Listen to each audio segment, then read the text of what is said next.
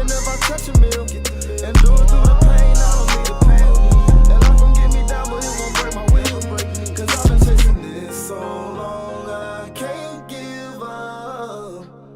I won't give in, been through too much. I done prayed for the money, I done prayed for the fame. I done prayed that I will make a sacrifice and play this game. I done prayed that my life would never be the same. I done prayed that I will make it bring glory to my name. Ladies and gentlemen, before we get started, this podcast is brought to you by Final Form Supplements. Final Form Supplements is a supplement brand with honesty labeling. So the labeling in supplements is Wild Wild West. Sometimes labels aren't honest. They have things in there that's on in there. We don't have to worry about that with Final Form Supplements. We got everything you need from protein powder, creatine, skin care, soap for your skin, handcrafted soap, and we have all kinds of things. Go to finalformsubs.com, that's SUPPS, finalformsubs.com, use promo code COACHSTRIB, all caps, no space, get 10% off your order, and make sure you like, comment, subscribe on whichever video you're watching here at Ivy Talks Podcast Network, and enjoy the show. Ladies and gentlemen, welcome one, welcome all. First of all, y'all go ahead, like, comment, subscribe, because we got a special one here for Uncle Strib. We have my boy, my main man, Kevin Pendleton. As y'all can tell, he is representing the University of Tennessee, the real UT. Sorry for all my Texas fans out there, but the real UT, University of Tennessee. Yeah. So, just do a real quick introduction, and then we'll get straight into the weeds with the conversation. I don't like saying interview, but with the conversation. Quick introduction. Yeah, man. So, hello, everybody. Welcome to Uncle Strib. You peed. All right. As you can tell, I'm a father of two. That's my son KJ in the background, and my daughter Amaya right there with him. And I got a beautiful wife, Chelsea, who's been together since high school, man. And originally from Kansas City, Missouri. Born and raised, 7 siblings, big family guy. Big faith guy. You can imagine us, me and my young siblings, trying to pile into the family van, going to church on Sundays. It was always unique. And then growing up in Kansas City really molded me who I am today. And then played at the University of Missouri, which I met young Finis here, Strib, and played 5 great years with Finis. All 5 years came in together, left together. And then now currently I'm with the University of Tennessee football program, one of the assistant offensive line coaches, man. So. Hey, fantastic. Now, let's get straight into it. You talked about or mentioned your upbringing in KC. What was it like for little Kev growing up? Like, what you have going on, whether it was sports, curriculars, how was the upbringing, et cetera, et cetera? Well, everything was done with other people, having 7 siblings, and whether it was my older siblings taking me to different events, whether it was my younger siblings trying to tag along, everything was done together, mainly with my younger brother, Joe. But man, it really helped me grow the personality that I have. And, I always tell people, like, I moved a lot. I was always in the Kansas City area, but I actually went to 9 different schools, K through 12. You know what I'm saying? And so that I don't really have those childhood friends from kindergarten, you know what I'm saying, that a lot of people that grew up and stayed in the same place for a long time do. But I also had to make new friends every year. I had to make transitions. I had to meet new teachers. I had to meet new people in the community, be in different areas, and so that really helped me develop a sense, a way to kind of understand, be on the outside and look in, a different perspective, as my son joins in. Okay, KJ. Say what's up, Uncle Strib. But no, so that really allowed me to kind of grow the personality that I have now, and where I am outgoing. I do make friends well and easily, and so my grandfather was also a big influence on that. He was a circuit judge in Kansas City, Missouri, and then became a lawyer. And so he was always, part of the justice system, but trying to do it right. trying to help people, do that for people. And so he had a huge inspiration on me, not just the way he treated his clients, but we'd walk into the courtroom or the courthouse, and you got to go through the metal detectors, and Right. you got security sitting right there, and he'd know all of them by name, first name basis. You know what I'm saying? And ask him how the day is going. He'd go talk to the clerk behind the desk in the back office, just because he didn't know her name yet because she was new, and he'd go introduce himself. So that kind of outgoing personality, the personality that wanted to make people smile and try to brighten up their day, that was also a big influence on me. So talk about someone that's been around a lot of people, someone that has to always meet new people, someone that wants to kind of go out of the way to make someone smile, man. That kind of truly built me into who I am today. Why I enjoy my profession so much in coaching. See, KJ, he done lost the pants, so now it's a little dangerous. Hey, sit down. There you go. Yeah, I don't want to get Uncle Strib cancer, man. But no, so that kind of built me into the man I am today, and why it's been such an easy transition for me from player into the coaching world, where I'm working with young guys every day and helping them become better versions of themselves, and truly trying to help connect with them through the game of football. So that's kind of growing up in a nutshell, and then kind of how it got me to now. Right. And kind of touching on what you said, going to being in 9 different schools, in pretty much your grade school. And it's funny you say that, because early on, I think one of the reasons why I gravitated towards you is because you had a very high social IQ. You're very aware socially. You're very good at reading the room and understanding how to interact. Do you think going to, like you said, you had to make friends, you kind of were going everywhere. Do you think that played a part in you being able to interact with different groups of people from different areas and backgrounds? Yeah, absolutely. And kind of I touched on it early, but like when I enter a conversation or meet somebody, I enter it to hear them and listen and understand from a different perspective, right? And for me, like I always joke, whether it's a recruiting trip or with my players, like you hear the saying, a jack of all trades, stuff like that. Right. Well, I always joke, I'm like the 8 of all trades, just slightly below average, but I've been in and around and involved in pretty much any scenario that you can think of, whether it was one of my 7 siblings, taught me how to do something or told me about something, whether I experienced it at one of my 9 schools growing up, K through 12, whether another aspect that I didn't touch on, my mother, God rest her soul, she was 18 years older than my father, right? Never married. And so my mom was white, my dad was black. And so you want to talk about different generations of people raising the same kid, different backgrounds of people raising the same kid. Like I had unique perspective, man. And that's because I had so many different perspectives. Same with my little brother, Joe. Like we were always involved in something new, something different, something else. And that truly helped us become, like you said, social awareness. We're both super intelligent guys. I think that's why we hit it off so much, me and you. Like we carry ourselves with intelligence, and we have intellectual conversations, but we also goof around a bunch. Yeah.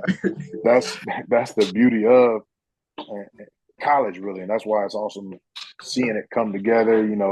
Our relationship, our friends' relationships, how that's grown and changed over the years. But just to, like you said, I know it's okay to sidetrack, but to get back to your question, man, absolutely. Like when it comes to my upbringing and being involved in seeing so many different ways, I think that's why I was able to connect with so many different type of people at Missouri and in high school and grade school, and obviously now in college, working in college football, man, the different type of people that I meet every single day, it's unbelievable. Like we got multiple kids just in the O-line room that families from different countries.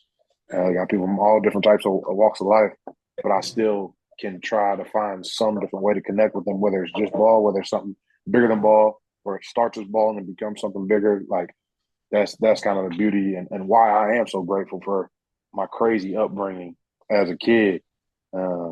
Something that in the moment it was always, man, we got to move again. Dang, why don't my parents live together? why were my parents never together? Why were they never married? You know, why are all but one of my siblings half siblings? You know, I have a different mom or dad than all of them but Joe. Like, why is that together? Like, it was always why, and then now you kind of see the bigger picture. I think it didn't really click until later on in high school, really even into college, and I became appreciative of it. Now, who was would you say was your biggest influence growing up? Was it a Yeah, sibling or was it a parent or an elder? yeah. I could go with the easy answer of a bunch of people, but it was funny. One of our student athletes, one of our O-line guys, they actually did an interview with me I think last week and talked about a hero. You know, what's a hero to you? Who's your biggest hero? Our sports figures hero? That whole type of conversation, and it really made me think, man. Like, who did kind of have the biggest impact on me? You know, because being involved in so many different things and places and Mm-hmm. people, uh, you have a chance to get influenced by tons of different walks of life. But for me, it always came back to my grandfather. If I hit on, I love my dad. My dad was always involved in my life. I love my mom. She raised me, you know, as a single mother. My siblings all impacted me in so many different ways. But my grandmother, to this day, who was just out here in Tennessee 3 weeks ago, like those relationships, obviously, huge impacts on me. But I think the biggest impact was definitely my grandfather. Just being around him, because even when I lived 45 minutes from the city down in mid southern Missouri, Mm-hmm. my grandfather would still come pick me up every weekend, sometimes every 3 days, you know, just to come be around. I'd always find myself, and then obviously when I lived in the city, Kansas City, I was there every day. Whether I was at his law office, whether we were going to court together, you know, he's the one that took me to get my permit. He's the one that took me to get my license.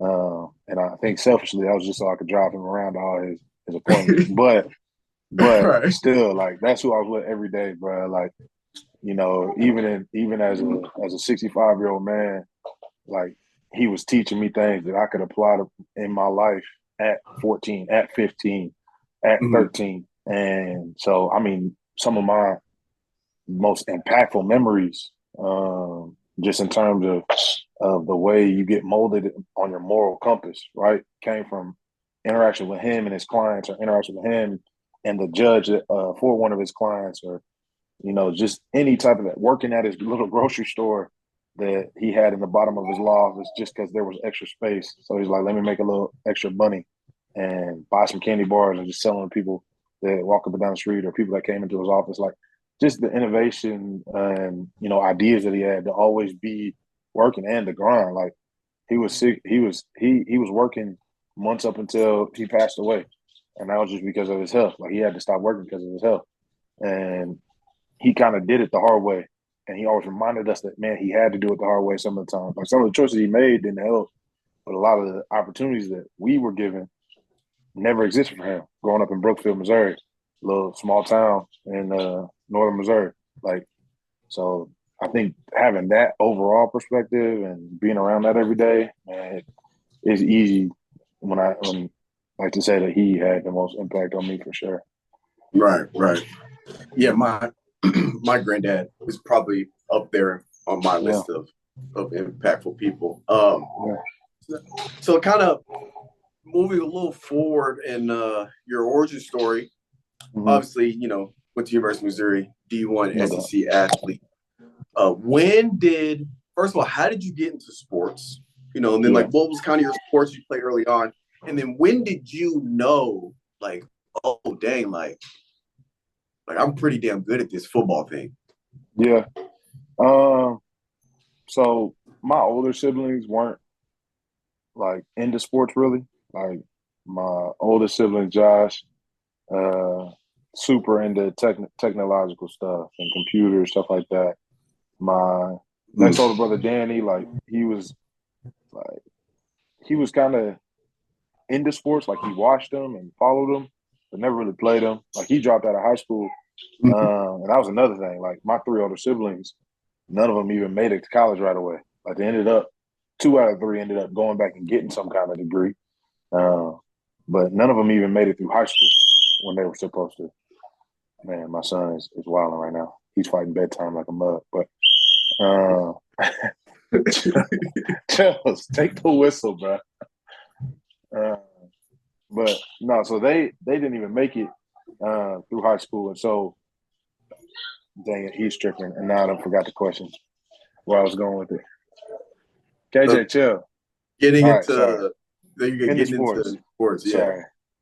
So for them, and like there was never really a push in that sense. But my dad, he's hearing me tripping.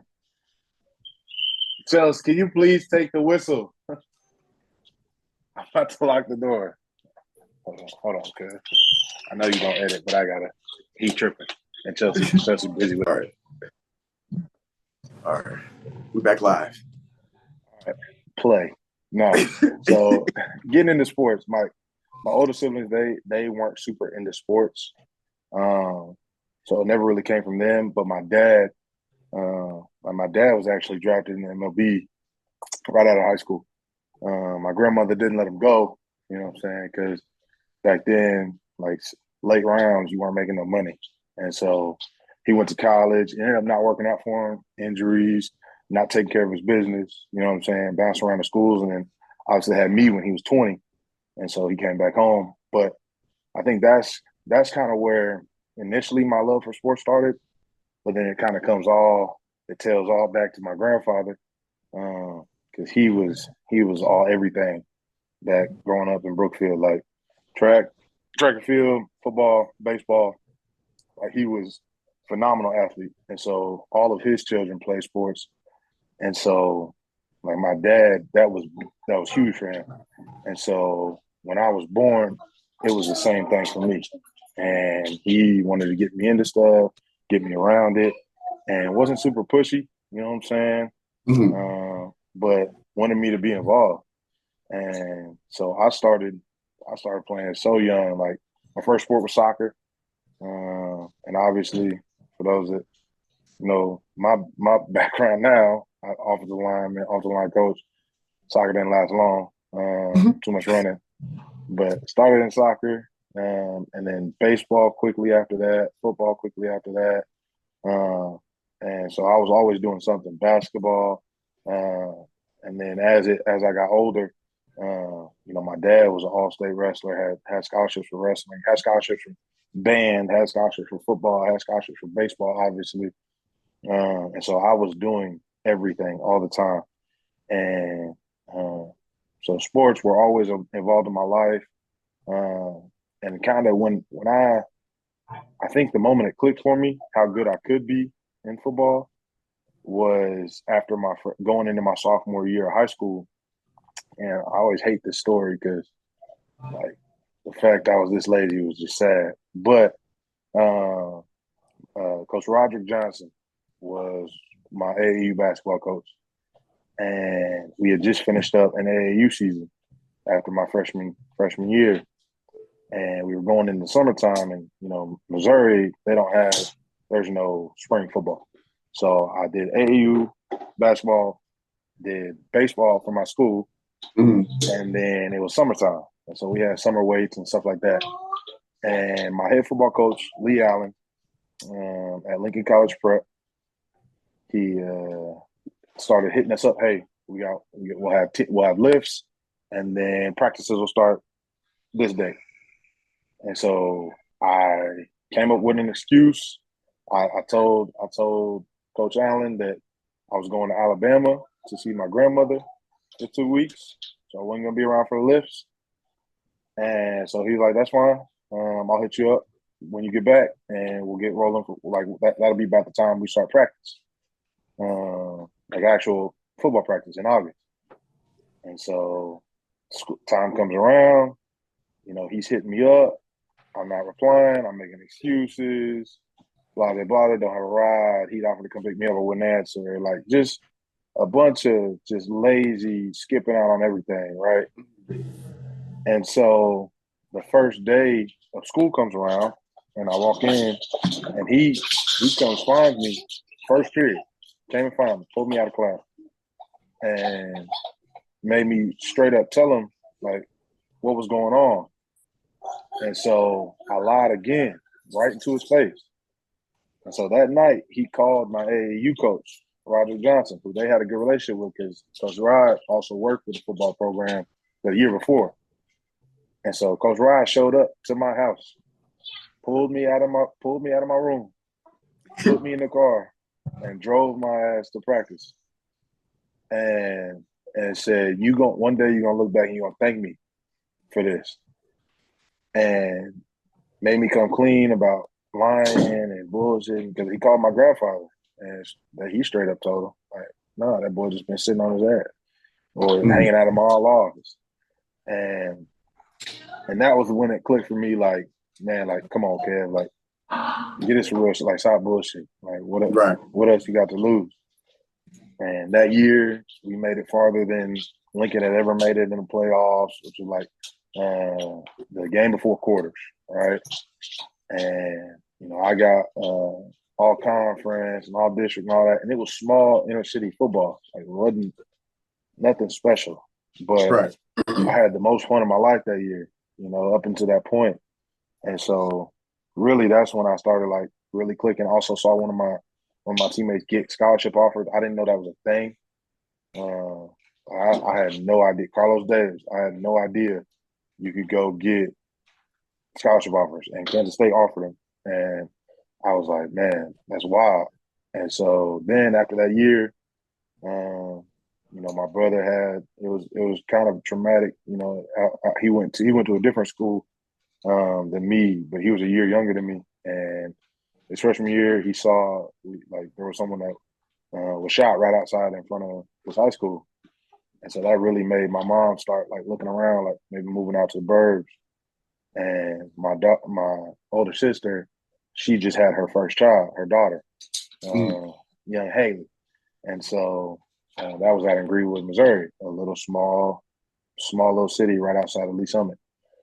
And so my mom was like, let's move out there, kind of hit a reset for my brother Joe in school, because that wasn't going too well for him. And Joe grew up with all different types of issues himself, but, it wasn't being fostered in his school in the city. And it sucked leaving. My mom didn't want to take me out of a really good academic school. Hey, thank you, buddy. Didn't want to take me out of a good academic school, but she knew that Casey just wasn't safe at the time, like where we were living at. And so she wanted to get out to the burg, close from my sister, babysit, all that different type of stuff. And so I got out there, and I'll never forget, introduced myself to all the coaches, Coach Bame, Coach Barrows at the time. And they were all excited. And like, obviously I just wanted to play ball. So I pull up the schedule, like they have schedule cards in the office. They gave me the schedule card. I pulled it up, I looked at it, and it had the date for the state championship game at the bottom. Like, an expectation of greatness, and that's really where it clicked that I need to take it serious. But literally that summer before, and then I saw some of my teammate had success. Carlos getting offered by K-State, and then I get to a place that fosters it the way that West did, and man, that was just the beginning of it all, man. And the rest is kind of history, though. Like, and they're having a really great team. Didn't win state because it was self-inflicted wounds. Lost to a team we shouldn't have, and that kind of fueled the next year, our senior year, which then we go win state. And so, like, just those little key pieces really kind of was the perfect storm, and obviously the gifts I was blessed with from birth, with the size and half the athleticism that I did have, and just trying to make the most out of it. And it kind of worked out. And then so how early on, or how early or late, did your recruiting process start? And then why Mizzou? Yeah, so like back now being in it, it's crazy how soon we start recruiting the kids, and start getting on the high school coaches and talking to them and getting them to camp and all that stuff. But back then, like like it started pretty early, you know, and it was right after my junior year. Um, you know, we had a couple guys start getting offers, and one guy got offered by Missouri uh, halfway through our junior year, Monte Harrison, and then after it was signing day of the next class, actually.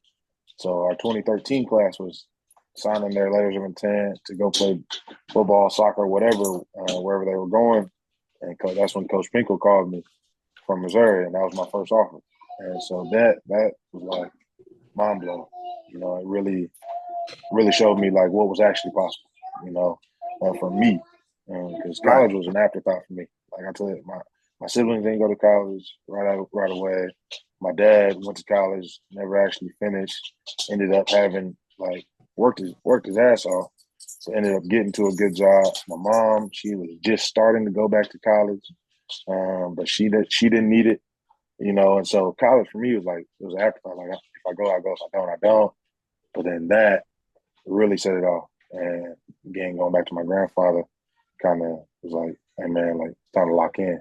Like, this is just beginning." And so Missouri became Memphis, became Arkansas, became Nebraska, became Kansas, like K-State, like these teams from the Midwest started just jumping in, and you know, it really surprised me, shocked me, and you know, gave me an idea of what, like I said, what was possible. So recruiting was interesting for me, but like I didn't have money to go around to all these schools, and so that was like I remember Stanford after I took the ACT. I had a 27 the first take, first try, just cut. Like was blessed to be a really good test taker. Like tests don't stress me out. It was never an issue. Didn't have to study for them for real. Just kind of wrote down what I knew, you know. And Yeah. so you got a 27 on ACT. Stanford called, Duke called, like wanted me to come visit, wanted to offer me like, hey, do you have any interest? You know, and I had to be honest with them, like, I'll never be able to get out to there and see your campus, like ever, unless it's an official visit and y'all pay for it. And so, like recruiting, like I remember going on trips to Nebraska, Kansas, K-State, Missouri, uh, Iowa State. Was gonna go to Iowa and did, and like local schools like that. You know, even trying to go out to NIU, Memphis, stuff like that, trying to make the most out of those camps with other things going on too, whether I was hitting two schools or whether I was going to a Nike camp or rivals camp, something like that. But it wasn't like what some of these kids do today or what some kids were doing my age, going to a bunch of different schools like that, kind of all over the country. So for me, I knew I wanted to be closer to home so my family could come see me. It wasn't Yeah. NIL back then. Like you wasn't going to see nobody unless like my family wasn't going to see me play unless it was post games and they could drive. So that cut out a bunch of schools, and then and I was honest about it throughout my process. Like I was telling schools straight up, like if my mom can't get in the car and drive, because one, she hated football anyway, so she wasn't gonna want to come anyway. And two, Right. if I told her it was more than 4 hours, she'd be like, ah. So Right. like that, and you know, my dad having my three younger daughters living, or his three younger daughters living with him all the time, like it was gonna be hard for him to get around too. So I wanted to be close to home regardless, and ultimately it really came down to Missouri and Nebraska, and it was something as simple as you know when I was going to get offered by Nebraska. That's it literally what it came down to, the difference. Uh, and man, I'm glad it worked out just because the type of one of the people I met in Missouri, you know what I'm saying, like yours truly, yourself, and then you know the way it all unfolded at Nebraska with Pelini ended up getting fired, like that type of stuff, like and it ended up being the right decision. And you know, it truly boiled down to just being honest with me throughout the whole process and kind of the feel I got. And I grew up a Missouri fan, I did, but I tried my best, and I think I did a good job of removing it. Mhm. It's funny because Facebook memories will pop things up from time to time. It's like, man, like kind of could have told, like if I was recruiting this kid, I had a feeling he was going to go to Missouri for a long time, but I just put myself in those other college coaches' shoes. But um, no, I knew before my senior year, like it was May of junior year, um, and I went ahead and committed, man, and locked it in and tried my best. to do some recruiting for my class, stuff like that. So. All right, now we get to the juicy stuff. So I'm gonna leave this up for as open of a discussion or as much as you want to give. But what was your experience like being a student athlete at the University of Missouri? Yeah, it's the easiest way to put it is I truly enjoyed my experience at Mizzou. I really did. The highs, the lows, the good times, the bad times, the confusing times, the times where I wanted to end, like those. That I truly believe I had a wonderful experience. Uh, I also know people that did. You know what I'm saying? I know people that came there with expectations and they were never met. I know people that might have enjoyed their experience more than me, you know. But at the end of the day, I'm grateful for everything I learned and everybody I met. You know, whether people were trying to teach me something or I just picked it from being there. I know y'all always like to get on my ass about the Mizzou made and all that stuff. Yeah. Spent 8 years of my life there, from being on staff afterwards. But truly, man, I did enjoy it and the things it taught me. The things I wish went different. Obviously that's everybody in life. I wanted to win a championship there. I wanted to, be an All-American. I wanted to, get drafted and all that stuff. But man, like I truly believe my experience went as good as it could have gone, and it was purposeful. I think it made me the man I am today and why I can relate and share these different experiences with my current players the way I do. And so I think for people that are going through that college and that experience, whether as a student athlete or not, like you can only control how you react to the things that happen to you. Like most of the things that happen and go on and are just circumstances and things that you're gonna have to figure out what's next and how you decide to react to it truly shapes how you feel about your experience. And so there's tons of things that you could control and can't control, but you can always control the way you respond to anything. And I think that's kind of the vision I tried to have later in my career, and I think that ended up shaping, my overall experience. Right. And then and you kind of touched on it a little bit, but so kind of like painting the picture contextually like at painting the context of kind of what I'm leading up to, especially for people that don't know, because obviously, I pretty much know your story, but yeah. So, senior year ends, bowl game ends, we're training pro day, post pro day, you are a GA as at the University of Missouri.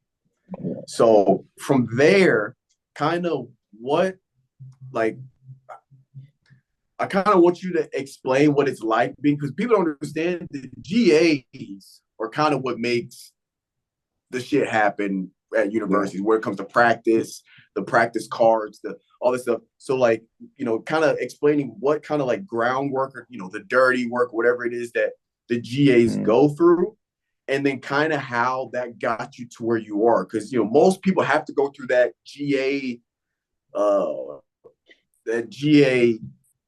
position to work their way up to these head coaches, D coordinators, position coaches, assistant position coaches, et cetera, et cetera. So like kind of go there and then how you got to where you are now. Yeah.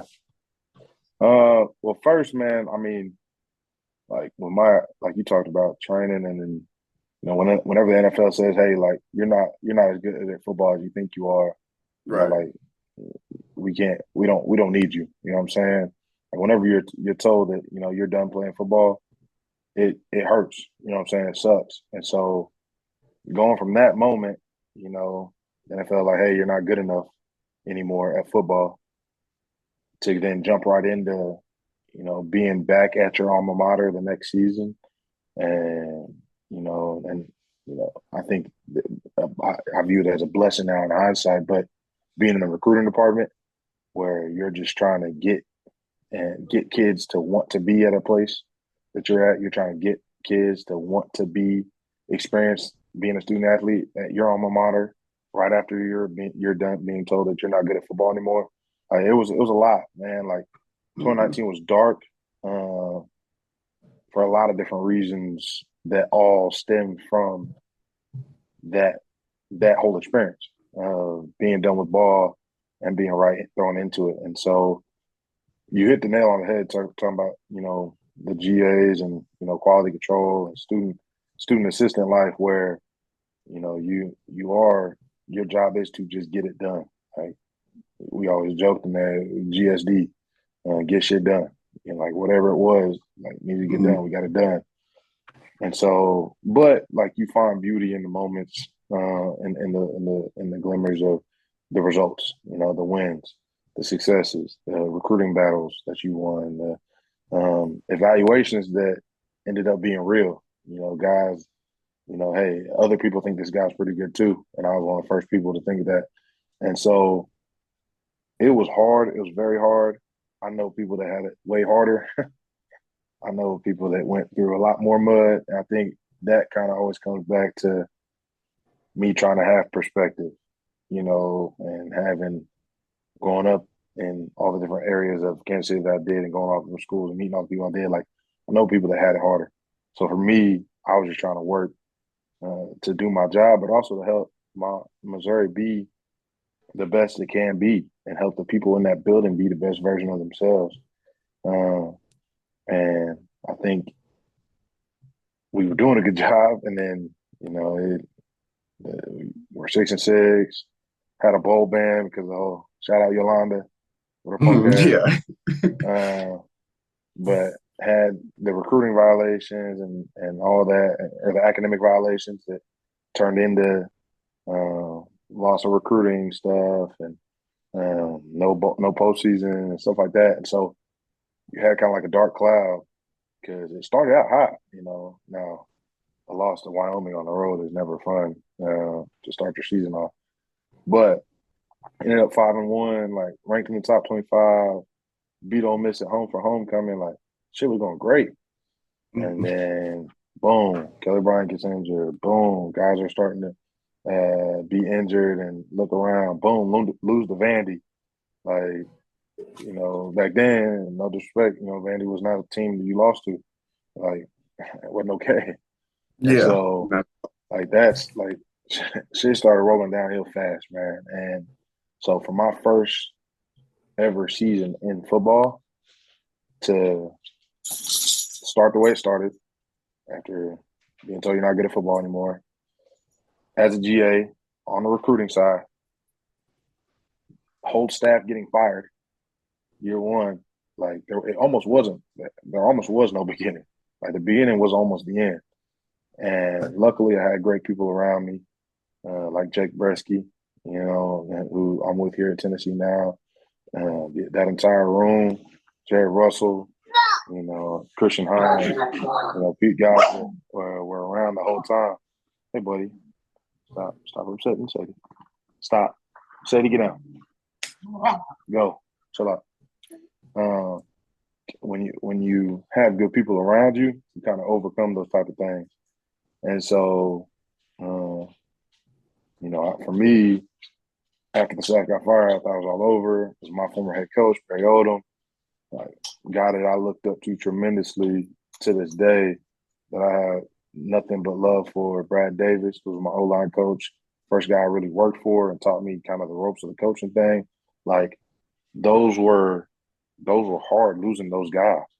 And then luckily had Elijah Drinkwitz come in, take over the program, and he saw value in myself and Christian Hines and Jake Bresky, Jared Russell, those guys that were in that room, and he kept us around, man. Actually promoted me and Christian, and made us full-time employees for the first time. So, I mean, honestly, I was 24 with a full-time job in the SEC after a horrendous start in 2019. Yeah. And so it's hard to come up like that and, be in that type of position and not just give thanks and have gratitude and but also see like your worth, and realize like, man, I might be onto something here. And so again, my kind of start in this profession came from adversity, just like my football story. Like my true start and give a fuck about football started with great adversity, and which was all brought on by myself. And then this time it was stuff that I had no control over. So after that season, man, I really understood that, man, this is what I'm supposed to be doing. Like, there's no reason God would still have me here if it wasn't after everything that transpired. And so I dove even more head in to it. And then boom, COVID. And so, COVID was really interesting, especially in my role in recruiting, because I was a recruiting specialist at that point, full-time recruiting specialist. So did scouting, did recruiting and on-campus dealings. And so that was very interesting for me because there was no recruiting, like there was no in-person recruiting. Like everything was online. You were watching tape and hoping that kid was actually 6'5", trying to recruit your ass off for him. And so it was really weird, that the whole, like up through July, like we weren't in the office. Like from April to July, like we weren't in the office. Like we was at home and eval and stuff like that. And then they said there was going to be a season. So then boom, everybody's right back in the office, but it's still not normal.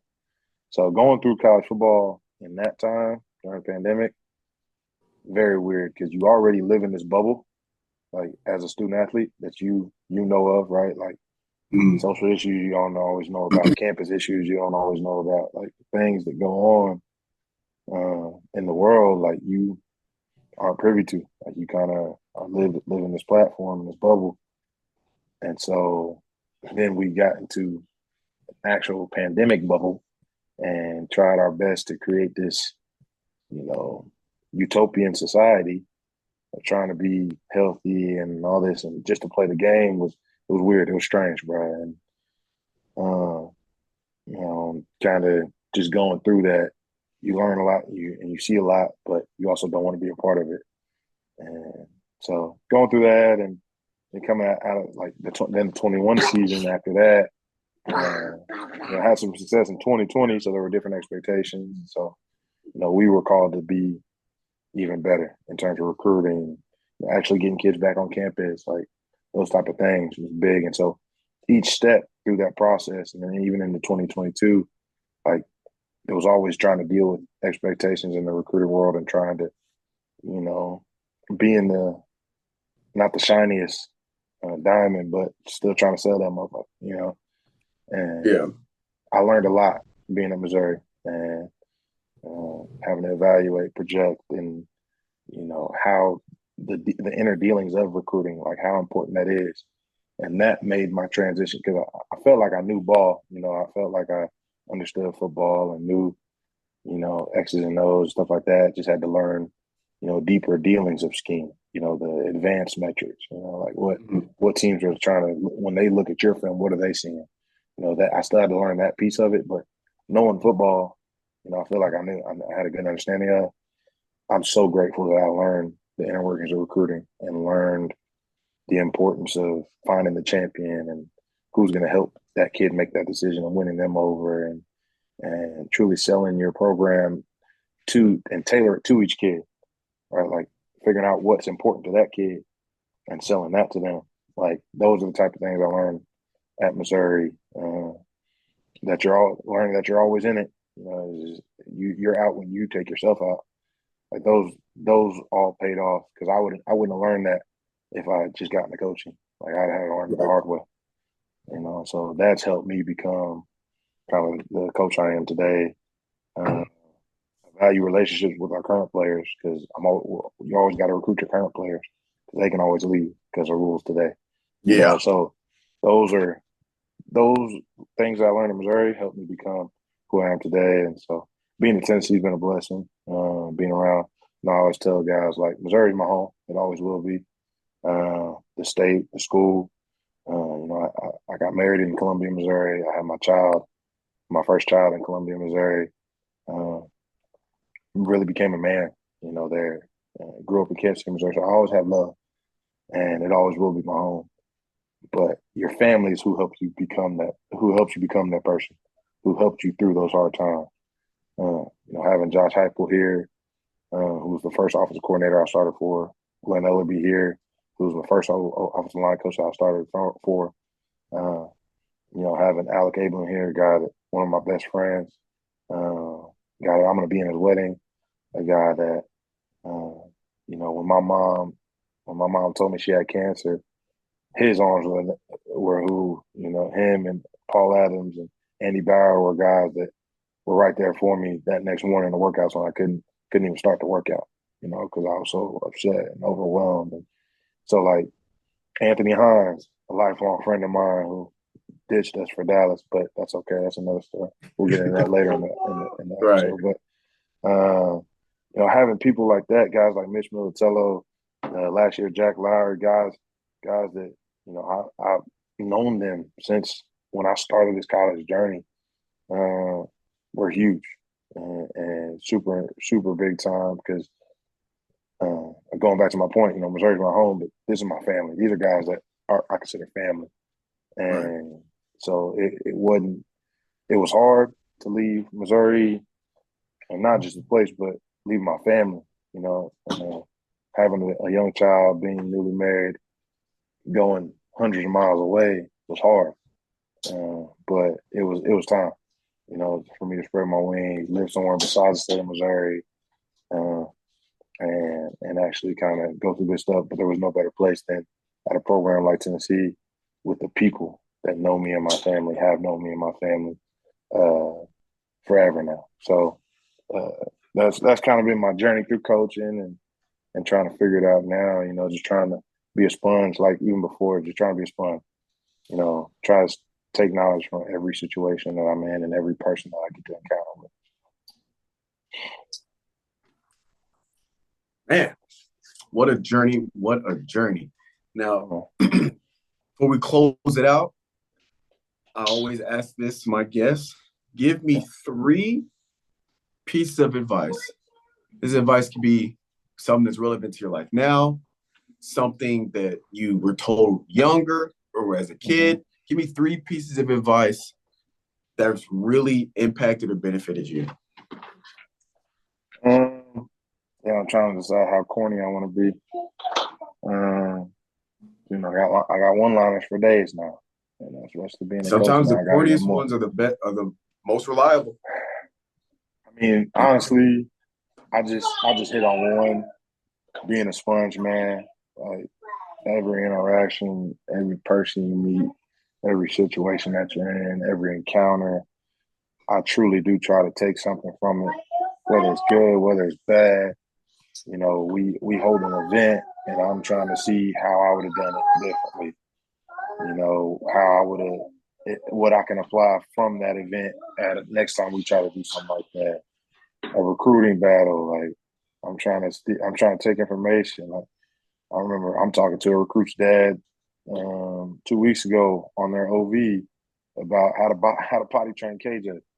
Like just little stuff like that, man. Like just trying to be a sponge in every situation, huge for me, and I think helped me become get on the path that I'm on today and become the man I am today. Man, trying to put a smile on someone's face every time I meet them, and that's kind of changed for me, if I'm being honest. And it's probably isn't a good thing, but like I know you remember me from college. Like I was a happy-go-lucky guy. Like I tried to be involved in everything around everybody, and would open my arms and my time and my energy for anybody.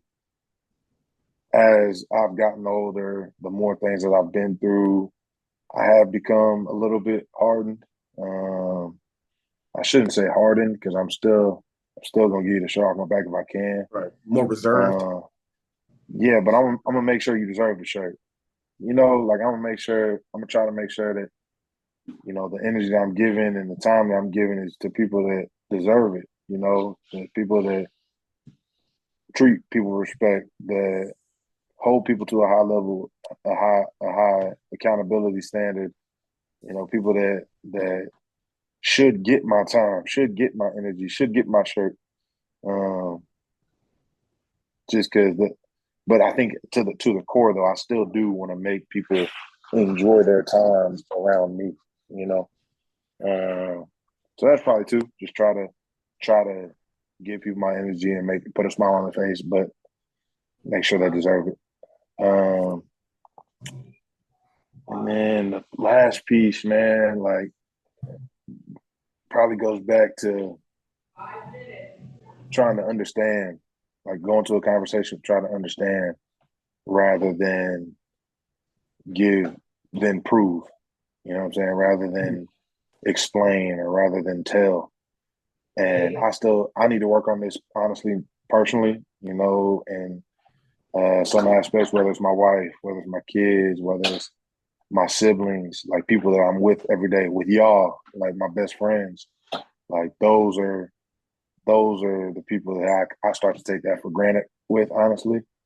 But you know, when I meet a stranger, I'm truly trying to understand their perspective. I'm truly trying to understand where they're coming from and see that side of it in the story, and not just an argument, but their story. Like hearing where they're coming from. And I'd say those three things would be the biggest pieces of advice I could offer. Hey, couldn't have said it better myself. I appreciate you for coming on, sharing your story, sharing your journey, taking time out of your day, Mr. Family Man. Right, Mr. Family Man, crazy. We growing up, Kev. We growing up. Still ain't got a beard, but that's okay. You got to start brushing it, bro. But now, hey, I do have a question for you though.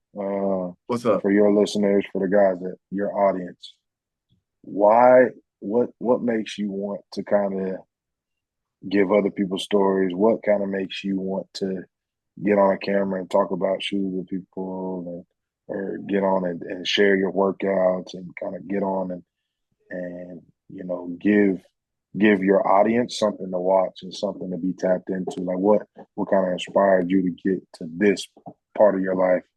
Because I know you're working your ass off still, but you still got tons of dreams that you're chasing, bro. Mm. What makes you want to give the time out of your day to kind of help these people? I think part of it goes back to my core, my passion for teaching and education, you know, which is, you know, the career I'm in now, trying to get my PhD. I think it comes down to that. I know for me personally, I've learned so much just from hearing other people's stories. I've learned so much from hearing about the mistakes other people made, so I don't make those mistakes. And I'm also a big advocate in having a platform to allow people to come and tell their truths, to come and tell their stories. And for me, I just hope that even if one or two people see any of my videos, that somebody can take something from like what you just said. Maybe there's somebody that's watching that wants to get into coaching. They watch this and they're like, okay, like maybe they can learn something from it, or, you know, they take something away. And I've always wanted I'm all a big passion, open education, free education. There's no paywall. You don't have to pay to watch any videos. You know, I don't charge people to get on my pod, which I didn't know that was a thing, but people charge to get on their podcast, their platforms.